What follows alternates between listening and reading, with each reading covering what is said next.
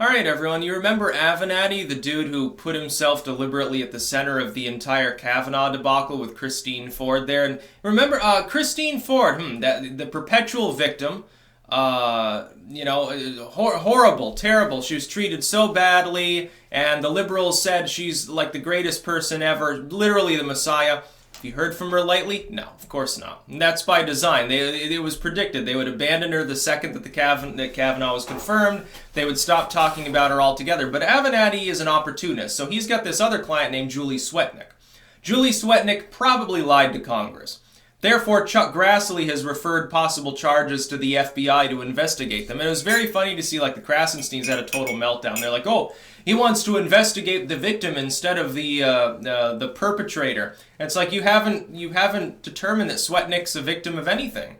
You've got a claim, an allegation. That doesn't make a person a victim. I can claim, like, Hillary Clinton raped me. Okay, well, yeah, I'm making a claim. I'm making an allegation. It doesn't mean that I'm a victim. Because the claim could be false now, couldn't it? That's the whole thing with Christine Ford. The Republicans were, it was very funny. They were basically walking on broken glass. They were tiptoeing through the tulips, literally speaking. Like, oh, no, we believe Christine Ford was sexually assaulted. We just doubt that it was Brett Kavanaugh. We kind of want evidence. Shreds of evidence, something. It was very funny to see them beat around the bush and not say what everyone was thinking, which is, hey, fucking Christine Ford's full of shit. Julie Swetnik is full of shit. This other woman that no one ever talks about that said even more off-the-wall shit is full of shit. No, they weren't sexually assaulted by Kavanaugh or anyone else at any party because these parties never happened. Simply didn't exist. There was no rape gang train thing run by Kavanaugh. He did not drug and rape people. Now, Swetnik even went back on her story thereafter. That's probably why Chuck Grassley decided, hey, you know what's going to be a great idea? I'm going to refer charges. Because there's almost certain proof that the lies under oath happen. She gives testimony, sends in the statement. The statement's false. She walks back the statement within a week. Well, there you go. You lied to Congress. That's going to be a little bit of a problem. Now, Avenatti comes in. Avenatti's probably lied too. If I remember correctly, I believe he's now in significant amounts of debt and he's been ordered to repay a former employee from his legal group, and he doesn't have the money to do that. So basically, he's broke. He's clinging to relevancy, trying to represent someone who now is going to be investigated for possibly lying in their testimony to Congress. He lost on Kavanaugh despite swearing up and down to the whole liberal movement. No, don't worry, we'll stop him. It'll be fine. We're going to stop evil Trump. By the way, I might run in 2020. You're not going to run for the presidency. If you did, it'd be a fucking joke. You wouldn't get any votes. Because you're washed up idiot. It's never going to happen. Avenatti is never going to be a president. He's never going to hold political office. Because he's too tarnished. The thing is, as an opportunist in the wake of Stormy, what happened is you've got this legal figure. Sort of a porn lawyer, I guess, anyway, but, not known worldwide.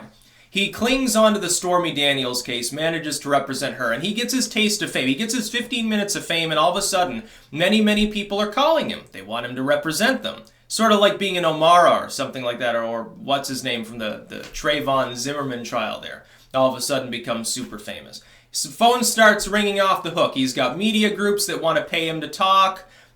He's got liberal groups that probably want him to show up and do a $10,000 a plate Goldman Sachs fundraiser and stuff. He's the talk of the town. He loves it, because who doesn't love a little bit of fame? So he does what a lot of people do when they get their 15 minutes of fame. He goes way fucking overboard. All of a sudden, all he's doing is digging for sensationalistic and political cases. The problem is, here's the problem. The problem is that opportunists then use the opportunist. Swetnik probably came to him, said, oh yeah, I've got juicy shit on Kavanaugh, yeah, put me before, because she's thinking of her own 15 minutes of fame, and she got him, kind of. Oh, but the problem is that she probably lied to Congress, and now he's fucked. Yeah, that's going to be a little bit of a problem now, isn't it? So thank you, Chuck Grassley. By the way, this is the Republicans' answer to the mail bomb equation, because it's separate October surprise. The Kavanaugh thing, the Kavanaugh issue went heavily against the Democrats. By extending that even a little bit, it's politically very good for the GOP. It's exactly why Chuck Grassley's doing it, and under any other circumstances, he'd be like, hey, Kavanaugh got confirmed, no problem there. It's really a dead issue. Kavanaugh gets confirmed, the Democrats try to beat the dead horse, They lose several times, they learn better, stop talking about it. Grassley's like, well, I think I want to prolong it through the midterms. I think it's a good idea. Let's get the FBI involved. After all, I got to investigate every allegation. I'm alleging they lied to me. Yeah, I'm a congressman. Fuck you. Avenatti's just a goofball. And you look at his tweets. It's like he just hashtag Basta after everything that he does. It's like this. So other people have started to mock him by putting that on things that are like right wing or whatever. Like, oh, build the wall, Basta. It's very, very funny. People should do that, by the way. Yeah, hijack his hashtag a little bit. You know, he thinks that it's his and that he's special. And then he gets into like verbal squabbles with people on Twitter on a regular basis. That's funny too. And representing someone like Swetnik, who clearly lied. You know, again, walks back the same testimony. Oh yeah, he used to drug people and rape them repeatedly. He would drug someone and then he had a whole group of dudes run a train on them. Gang rape, like one after the other, fucking unrepentant. He's a total monster. Then she's giving an interview on the exact same subject. Oh, no. I never saw that happen. I never saw him, rape anyone. I never saw him drug anyone. I just heard about it. It was like a rumor and shit. That's not what you told Congress. Whoopsie daisy. You see, the thing is, if Chuck Grassley didn't give a fuck, you could get away with it.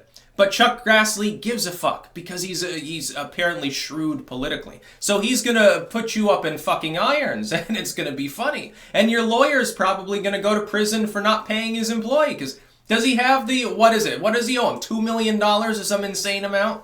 And supposedly he already got kicked out of their rental agreement or something? Now, I don't know. I can't confirm that 100%. I did see it reported, but in today's day and age, sometimes just because you see something said even by a news group doesn't mean it's true. Hell, the New York Times is false all the time. Half of what they say is false. Take everything you see with a grain of salt. But what we do know is that Chuck Grassley has referred multiple charges to the FBI to investigate. Now, is she actually likely to face, is she actually going to get thrown in jail for lying to Congress? No, probably not.